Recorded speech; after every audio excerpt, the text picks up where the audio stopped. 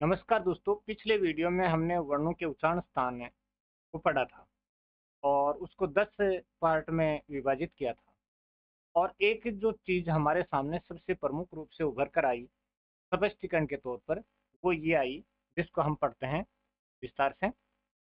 अनुनासिक ध्वनियों के उच्चारण में वर्ग विशेष का उच्चारण स्थान के साथ साथ नासिका का भी योग रहता है। अतः अनुनासिक वर्णों का उच्चारण स्थान उस वर्ग का उच्चारण स्थान और नासिका होगा, यानी दोनों होते हैं।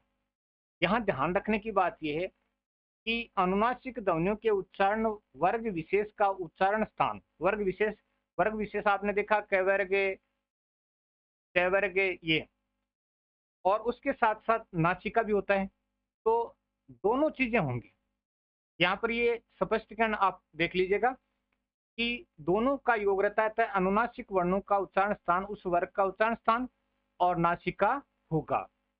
यानी आपके ऑप्शन में जो भी आए, या तो दे दिया जाएगा कंठ नासिका दे दिया जाएगा, या दंत नासिका दे दिया जाएगा, या मूर्धा नासिका दे दिया जाएगा, या ओष्ठ नासिका दे दिया जाए, या फिर केवल नासिका दे दिया जाए। तो ये चीजें अपने को कन्फर्म। अब एक अंग के बारे में हमारे सामने आया था, ये कंठ और नासिका दोनों से बोला जाता है और इसका उच्चारण स्थान दोनों होगा। चलिए दोस्तों, अब हम आगे बढ़ते हैं और बहुत ही जो आगे का जो टॉपिक है वो अपना और भी ज्यादा थोड़ा सा टफ भी है, और वो भी वर्णों का है। और वर्णों में यानी हम व्यंजन वर्णों को उच्चारण की दृष्टि से व्यंजन, तो यहाँ व्यंजन वर्णों को उच्चारण की दृष्टि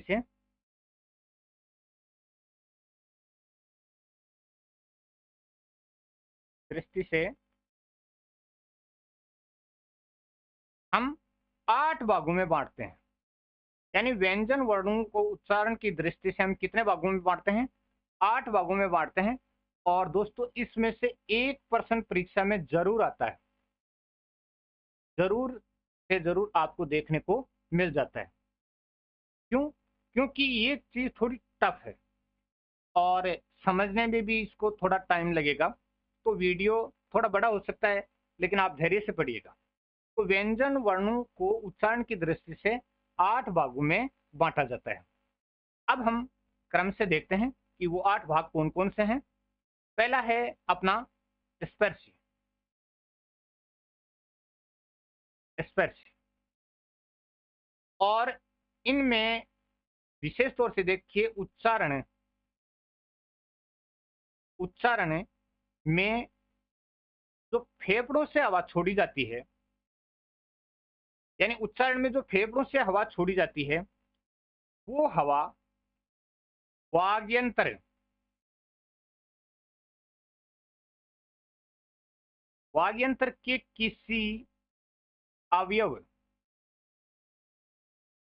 से स्पर्श करती है और फिर क्या करती है? बाहर निकलती है।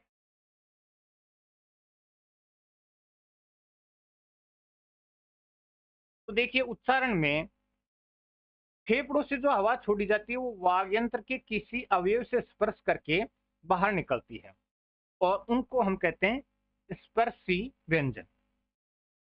तो परिभाषा समझ में आ गई कि जिन वर्णों के उच्चारण में फेफड़ों से छोड़ी जाने वाली हवा वाग्यंत्र यानी बोला जाने वाला जो अपना यंत्र है उसके किसी अवयव यानी अंग से स्पर्श करके बाहर निकलती है, उसको स्पर्शी कहते हैं। अब देखिए यहाँ स्पर्शी कौन कौन से हैं। तो स्पर्शी देखिएगा, क, है, ग, है, सबके हलंत लगेगा। उसके बाद में है च,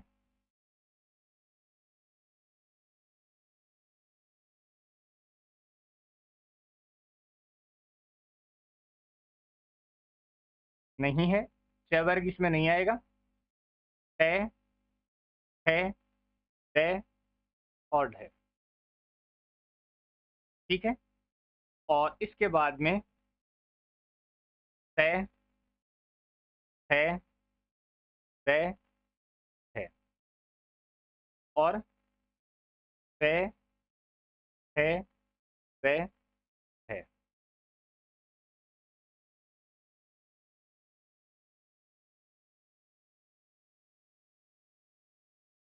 ये हो गया अपने, देखिएगा।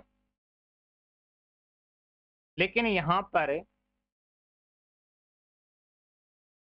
हमें ये देखना है कि हमारे सामने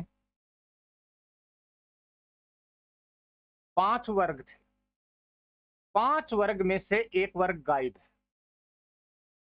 दोस्तों 4 वर्ग हमारे सामने है। कै वर्ग है?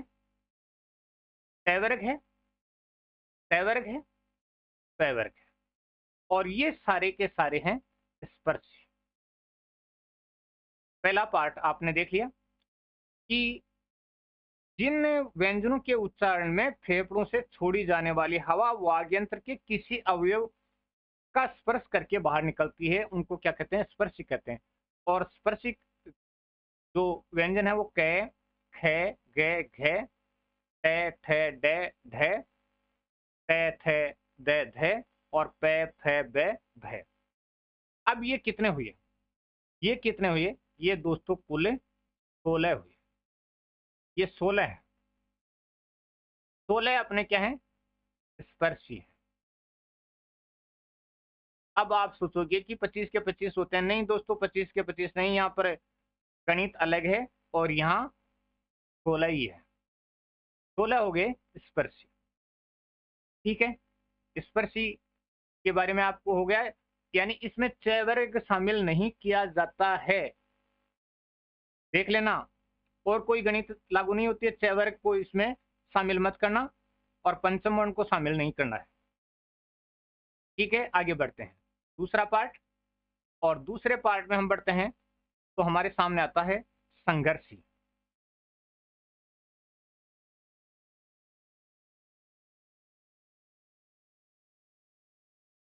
ये देखिएगा संघर्षी। और यहां पर इसकी परिभाषा देखें तो जिन व्यंजनों के उच्चारण में स्पर्श का समय,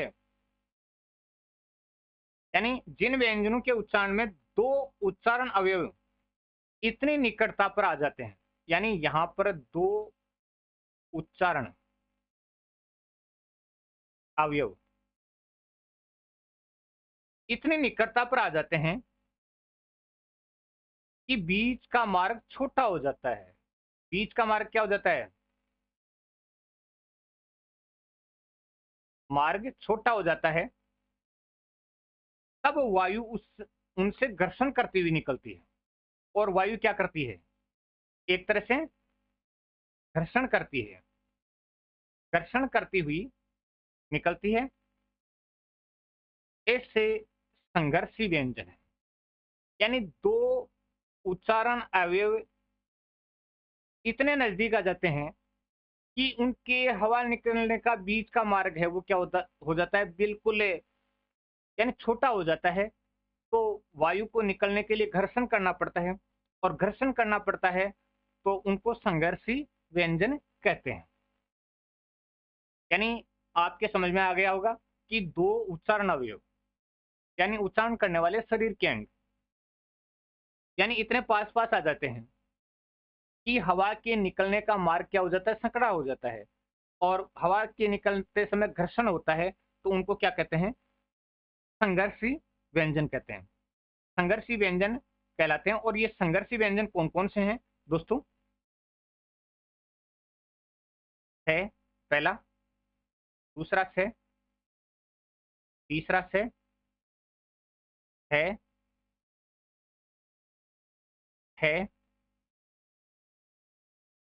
जय और है। ये देखिए दोस्तों, ये संघर्षी हैं। है बोलते हैं तो हवा संघर्ष करते हुए निकलती है। तीनों से बोलते हैं तो है बोलते हैं तब भी संघर्ष करते हुए निकलती है। ख बोलते हैं तब भी संघर्ष करके निकलती है। जय और फ बोलते हैं तब भी संघर्ष करके निकलती हैं। तो ये जो हैं वो संघर्षी व्यंजन है, और संघर्षी व्यंजनों की संख्या है 3, 3 6 और 1 7। और स्पर्शी कितने थे? 16। स्पर्शी 16, संघर्षी कितने हुए? 7। आराम से पढ़ते जाइएगा दोस्तों। अब हमारे अगले तीसरे नंबर पर आता है, और वो है स्पर्श संघर्षी।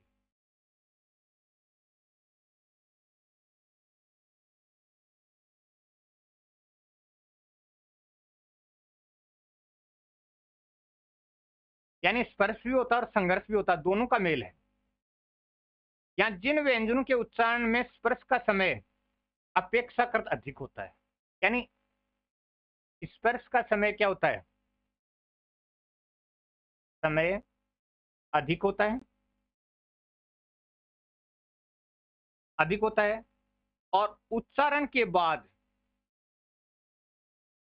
वाला भाग संघर्षी हो जाता है। यानी उच्चारण के बाद वाला भाग क्या हो जाता है? संघर्षी हो जाता है। यानी स्पर्श का समय क्या होता है? अधिक होता है। कि जिन व्यंजनों के उच्चारण में स्पर्श का समय अपेक्षाकृत अधिक होता है और उच्चारण के बाद वाला भाग संघर्षी हो जाता है, वे स्पर्श संघर्षी व्यंजन कहलाते हैं। और अब आपके सामने 4 वर्ण मैं लिखता हूं, और 4 वर्ण है च, थ, ज और झ। ये चारों वर्ण जो हमने छोड़ दिए थे, च वर्ग हमने छोड़ दिया था, ये हैं स्पर्श संघर्षी। ये स्पर्श संघर्षी हैं, आपके सामने देख लीजिएगा। स्पर्श संघर्षी व्यंजन उच्चारण के लिए आ गया समझ में? हमने छोड़ा था वो क्या था? पिछले जो ऊपर हमने स्पर्श में छोड़ दिया था ना वर्ग, वो ये है। स्पर्श का समय अधिक होता है और उच्चारण के बाद संघर्षी हो जाता है, और वे ये है च, छ, ज और झ। अब आगे बढ़ते हैं, और आगे बढ़ करके चलते हैं नासिके। और नासिके के बारे में हमने पूरी चर्चा कर ली है। और नासिके जो हैं, इनमें देखिए उच्चारण में हवा का प्रमुख अंग नाक से निकलता है। हवा का प्रमुख यानी अंश है वो कहां से निकलता है? नाक से निकलता है। यानी हवा का प्रमुख अंश है वो कहां से निकलता है? नाक से निकलता है। और ये नासिके हैं। और नासिके तो हमने काफी पहले में वीडियो में, दूसरे वीडियो में, तीसरे वीडियो में भी इसका जिक्र कर लेते हैं। तो दोस्तों देखिएगा, अंग, ये, अण, न, में, ये सारे के सारे क्या है? नासिके हैं। और हवा का प्रमुख अंश किससे निकलता है? नाक से निकलता है, तो ये नासिके हैं। अब चलते हैं, और अब जो आप पढ़ रहे हैं उनमें से प्रश्न पक्का पूछा जाता है। पक्का का पक्का प्रश्न पूछा जाता है, और कई बार आप देखते हो व्याकरण से संबंधित प्रश्न यहीं से उठाया जाता है। एक है पार्श्विक।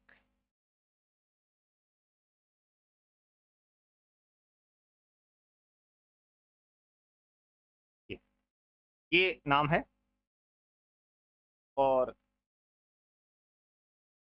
पार्श्विक, और जिन के उच्चारण में जीवा का अगला भाग मसूड़े को छूता है, यानी जीभ का अगला हिस्सा किसको छूता है? मसूड़े को छूता है। अगला हिस्सा क्या करता है? मसूड़े को छूता है, और वायु पार्श्व के आसपास से निकलती है। यानी अगला भाग तो मसूड़े को छू जाता है, और वायु क्या होती है? उसके दोनों तरफ से निकलती है। यानी क्यों बोलते हैं तो जीभ ऊपर जाकर मसूड़े के टच हो जाती है, और हवा है वो दोनों साइड, जीभ के दोनों साइड से निकलती है। और ये दोस्तों है कौन सा? लय। अपना लय है, इस ये पार्श्विक है। ध्यान में रखना, एक ही अक्षर है, एक ही है जो कि पार्श्विक है, और जीभ का अगला हिस्सा है वो मसूड़े को छू जाता है, और मसूड़े को छू जाने के बाद हवा है वो उसके आसपास से निकलती है, बगल से निकलती है, और ये पार्श्विक है। अब आगे बढ़ते हैं, और आगे बढ़ करके हम बात करते हैं प्रकंपित।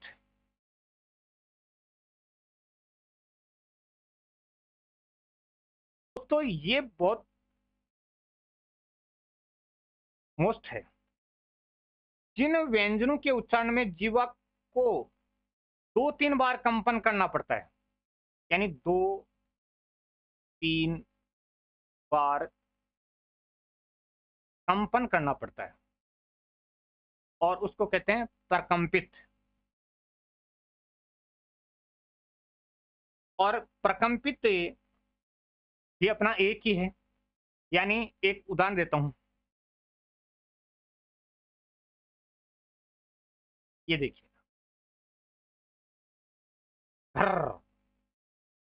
यहां जीभ को 1-2-3 बार कंपन करना पड़ता है,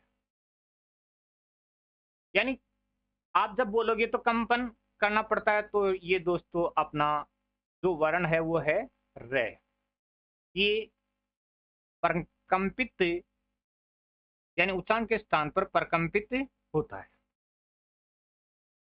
ठीक है, प्रकंपित भी आपके समझ में आ गया होगा। रे है वो क्या है, प्रकंपित है, यानी जिन व्यंजनों के उच्चारण में जीवा को 2-3 बार कंपन करना पड़ता है वो क्या है, प्रकंपित है। अब चलते हैं आगे, और आगे बढ़ते हैं, और आगे बढ़ते हैं, और आगे वाला नाम देखिए,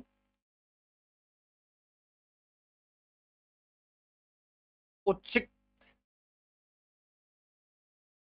जिन के उच्चारण में जीवा को की नोक झटके से नीचे गिरती है, यानी जीवा है की नोक झटके से क्या करती है, नीचे गिरती है,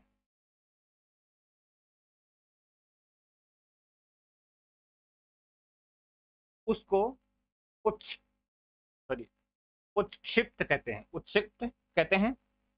और ये दो ध्वनियां हैं,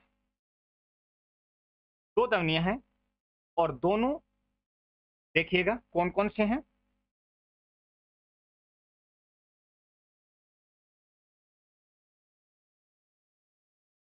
ये हैं अपना अड़े, और ये है जिसके नुक्ता लगा वो,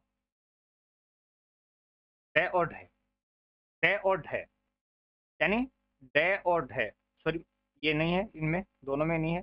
डे और ढे दोनों ध्वनियां हैं जिनमें जीभ क्या होती है, नीचे गिरती है, और इसका अर्थ होता है फेंका हुआ।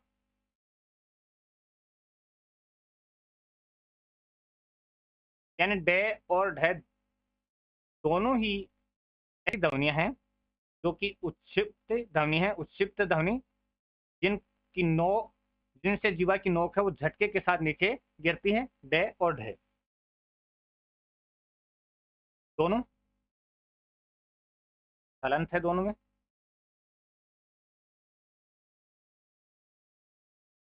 आ गया, उपक्षिप्त डे और ढे। ठीक है, अब 8वां नंबर देखते हैं, हमारे सामने आ गया। अब है संघर्षहीन, यानी जिनमें कोई संघर्ष नहीं होता है।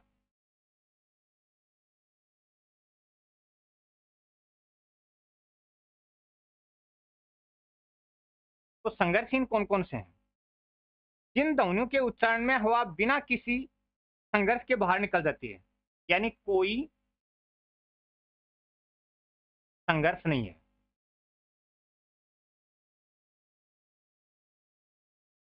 नहीं,